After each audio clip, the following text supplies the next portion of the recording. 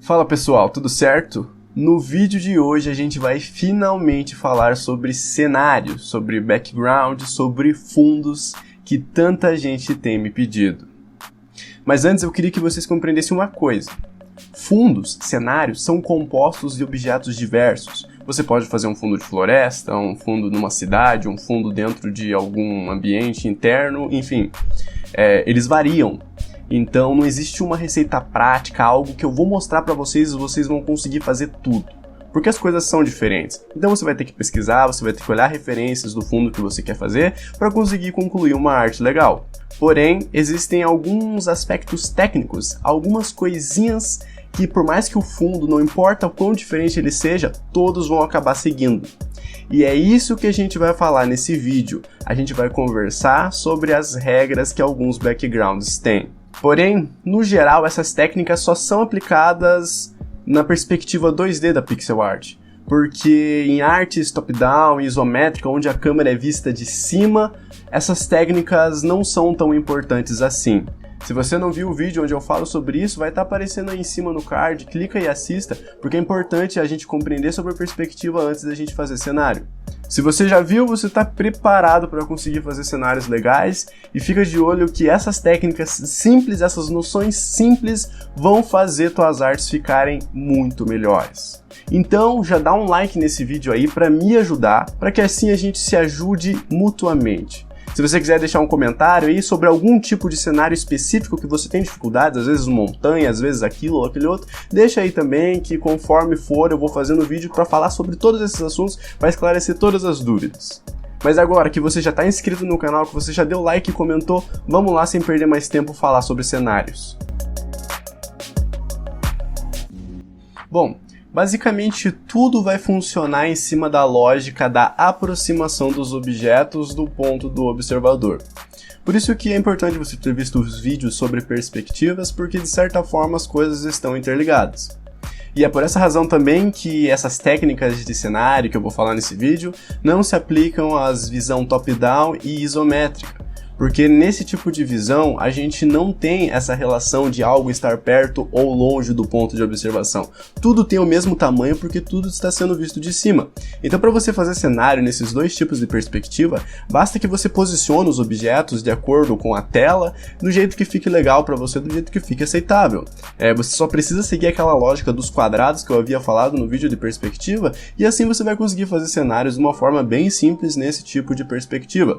Mas quando a gente está falando de 2D, a gente tem essa distorção do espaço, do tamanho dos objetos em relação ao ponto de observação, e é em cima dessa lógica que as regras serão aplicadas. Elas são bem simples, na verdade são três princípios que vão conseguir ajudar a gente a compreender isso melhor. O primeiro deles, como eu já tinha falado, é que os objetos, conforme mais próximo da vista, do olho, do ponto de observação, eles são maiores, e quanto mais longe, eles são menores. É bem simples e não foge disso. É realmente por isso que montanhas parecem tão pequenas quando a gente está observando elas de longe. O primeiro princípio é a respeito do tamanho dos objetos. O segundo é sobre as cores. Objetos tendem a ter cores diferentes de acordo com a posição deles em relação ao ponto do observador. Se você já viajou, você já reparou que as montanhas elas têm cores, quando estão ao longe, elas têm cores bem diferentes do que quando você chega perto. Acontece que por conta da luz e por conta de como o nosso olho funciona, os objetos tendem a ter cores diferentes de acordo com a posição deles também. Não é só tamanho, as cores também vão mudar de acordo com a posição do objeto ao ponto de observação. E não só as cores, mais uma coisa que vai alterar é o quanto esse objeto está sendo detalhado, quantos detalhes eles têm, quais são as características que você consegue perceber. Porque quanto mais longe está um objeto, menos detalhes a gente consegue ver. A gente consegue observar o panorama geral, mas menos dos detalhes. Agora, se você pegar e olhar algum objeto bem de próximo, você vai ver detalhes que se você enxergasse de longe, você não conseguiria. Então, em essência, a lógica de fazer cenário segue essa. De quão longe o objeto está, porque essa dinâmica de quão longe ele está vai interferir nesses três aspectos, de tamanho, de cor e de detalhes.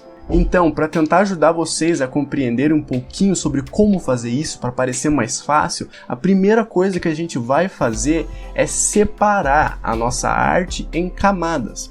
A gente tem que observar as coisas como se elas estivessem em camadas, camadas de distância. Você está olhando essa câmera aí, você está vendo meu corpo aqui, o Marcos em uma camada, e você está vendo o fundo do meu quarto ali em outra camada. Então, para ficar funcional, basta que a gente observe, a gente construa nossos esboços, a gente construa as nossas artes, pensando já nessas camadas. Quer ver? Olha só isso daqui. Tá vendo essa arte aqui desses anões? Ela é uma arte em 2D, parece que ela é 100% 2D ali, né? A gente não consegue observar tão bem essa diferença de fundos e de camadas. Mas eu vou mostrar para vocês como essa arte tem bastante camadas. Olha só, aqui a gente está vendo a primeira parte dessa arte, a primeira parte que está mais próxima do ponto de observação, que são os dois anões e o chão. Agora, a gente consegue observar que atrás dele tem este balcão, e este balcão está separando a segunda camada, porque ele está atrás dos anões, mas ao mesmo tempo ele está na frente desses barris que estão pendurados na parede. Então só aqui a gente já observou 3 camadas de objetos diferentes, mas a gente vai além, atrás do barril ainda tem as paredes. Em primeira vista pode ser que a gente entenda que os barris e a parede estão no mesmo plano, mas vocês têm que concordar comigo que pelo fato dos barris ali da prateleira estar deslocada só um pouquinho, isso já torna estes barris uma camada diferente. O segredo é a gente conseguir compreender certinho onde cada um dos objetos está, em qual camada ele está, para que a gente possa aplicar aqueles 3 princípios de distorção. E aqui agora eu vou mostrar para vocês esses princípios na prática. Olha essa arte aqui. Essa arte aqui também é uma arte que está com bastante camadas. A gente tem aqui os personagens já que logo de cara estão em camadas diferentes. A gente tem vários elementos do cenário diferentes. Mas a gente vai começar falando do primeiro princípio só, que é o princípio da distorção. Repare aqui este rei e este trono. Esse carinha aqui, esse personagem no centro é o que está com a coroa, então teoricamente ele é o rei e ele é o cara que sentaria no trono. Mas se a gente colocar eles lado a lado no tamanho que eles estão na imagem, você vai perceber que o trono está muito menor que ele. Esse cara não conseguiria sentar ali porque esse trono não foi feito para ele, aparentemente, né? Mas esse trono está relativamente menor assim porque ele está para trás, ele está alguns planos atrás, ele está algumas camadas para trás e por isso ele fica deste tamanho. Talvez de primeiro momento a gente não consiga acertar tão bem essa lógica de tamanhos, mas com a prática a gente vai conseguindo. A gente só tem que ter em mente que esses tamanhos vão variar sim, você não precisa ter dó de variar o tamanho, porque é assim que funciona no mundo real. Quer ver? Olha só esse outro exemplo aqui. Esta aqui é uma arte que a gente vai conseguir perceber isso de uma forma um pouquinho mais dinâmica, porque a gente tem fileiras de pilares aqui e estes pilares estão em distâncias diferentes. Olha aqui, vamos destacar esses 3 pilares que estão numa mesma linha e vamos colocar eles um do lado do outro. Perceba que conforme os pilares foram se afastando, eles foram diminuindo. Se você observa na imagem original, talvez essa diferença nem se mostre tão clara assim, porque o nosso olho está acostumado que ela aconteça. Você só tem que ter em mente que na hora de reproduzir, a gente vai ter que diminuir os objetos que estão longe. Mas não só isso, já entrando no segundo princípio, a gente tem que entender que as cores dos objetos elas ficam diferentes conforme os objetos estão distantes. Aqui nesse caso em específico, nessa arte, o que está acontecendo? A gente tem uma sala escura e a gente tem alguns pontos de luz que está localizado no centro dela, que são os personagens, ali que tem focos de luz. Então, a luz está partindo desses personagens. Logo, conforme mais distante os elementos estão desses personagens, mais escuros eles vão ficar. Isso não funciona 100% em todos os casos. Aqui nesse caso, como o ambiente é escuro, a tendência é todos os objetos que estão distantes, eles escurecem. Então você pode ver que o último pilar, ele está muito mais escuro do que os outros. Claro, ali o primeiro está bem escuro porque na relação de onde ele estava perante a luz ele fica escuro. Mas olha só os tons claros dele e do pilar intermediário. São muito mais claros do que os tons do pilar de trás. O pilar de trás está bem opaco. Ele está quase nos mesmos tons de cinza, quase não tem contraste. Então, basicamente aqui foi só um jogo de cores baseado na luz e na sombra. Se você ainda não viu o vídeo que eu falei sobre luz e sombra e quiser assistir, eu vou estar deixando aí em cima para você ver também. Mas em essência, aqui a gente já teve um bom exemplo da mudança de cores. Só que essa mudança não está presente apenas em ambientes escuros. Olha este outro exemplo aqui nesse jacaré. A gente tem um lugar muito iluminado pela luz do sol, a gente tem um ambiente que está de dia, está muito iluminado. Mas repare que a cor, o tom, a forma como essas montanhas estão lá atrás, ela está diferente da do jacaré. Não só as montanhas, se você reparar no chão que está mais próximo dela, ali, não o chão que está próximo do pé do jacaré, o que está próximo da montanha, você vai reparar que a tendência é que essas cores foram se transformando com o tempo. Aí eu fiz uma passagem sutil com os leves degradês entre as cores, mas a questão aqui é que esse cenário ficou dessa forma porque eu respeitei essa mudança de cores. Olha só em preto e branco aqui a imagem que você vai ver. Olha como a montanha e o chão que estão afastados, eles estão numa relação de tons mesmo diferentes do jacaré. Aqui mesmo até o contraste deles é quase nulo. Olha só como existe muito contraste no jacaré e na montanha quase nada. Mas isso também diz respeito ao terceiro aspecto que eu havia falado, que é o detalhamento. O contraste é uma forma de você detalhar um desenho, você fazer os contrastes, vários tons para separar isso certinho. A montanha e o chão, eles estão quase sem contraste nenhum. A montanha só tem um único tom de cinza. Então, respeitar essa regra trouxe a sensação dessa montanha estar mais afastada. Além do tamanho dela ter sido diminuído, as cores delas ficaram mais opacas e eu não coloquei detalhe nenhum nela. Se você olhar, não existe detalhe nessa montanha. No chão também, olha só como o chão está enxuto lá para trás, já que na frente, próximo do jacaré, próximo do ponto de observação, o chão está cheio de detalhes. Isso é simplesmente uma relação de perspectiva. Se você olhar nesse outro exemplo aqui, esse exemplo aqui, as montanhas elas já estão com alguns detalhes, mas é porque nessa arte eu queria colocar detalhes nas montanhas. Na arte anterior do jacaré, eu não queria encher de detalhe no fundo, porque o intuito era chamar a atenção toda para o jacaré. Nessa aqui agora, o intuito era criar uma arte completa, complexa e cheia de detalhes, e aqui a montanha está com bastante detalhes. Mas, se a gente colocá-la em preto e branco, vocês vão ver que mesmo ela estando com detalhes, o contraste dela ainda é muito menor do que o contraste do caminhão aqui. Olha só como que a diferença dos tons aqui na frente está muito mais acentuado. Então mesmo em preto e branco a gente consegue olhar e prender mais a atenção aqui na frente e saber que isso aqui está num plano à frente das montanhas atrás. Quer ver outro exemplo? Olha só aqui nessa arte ainda do castelo. Aqui eu destaquei só a janela que está lá atrás para vocês verem como que essa mudança de cores e de detalhes atua na prática.